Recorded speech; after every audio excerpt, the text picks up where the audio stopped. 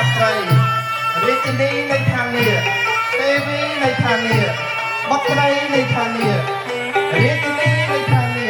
កងគោរពលាអញ្ជើញរាជនីទេវីនៃឋានីរាជនីទេវីនៃឋានីដល់ស្រស់ស្រកា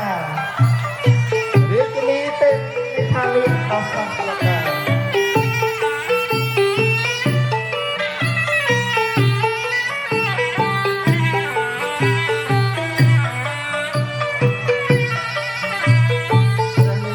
ព្រះនាងនាគ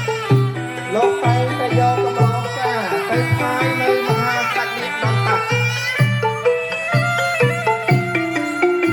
លោកគឺជាទេវីរាជនីមួយដែលទទួលនឹងការស្រឡាញ់នៃសពពិសានៃនាគនាគាម្ចាស់មីងម្ចាស់នាម្ចាស់អ៊ំម្ចាស់គ្រូក៏ដូចជារាជវង្សនៃ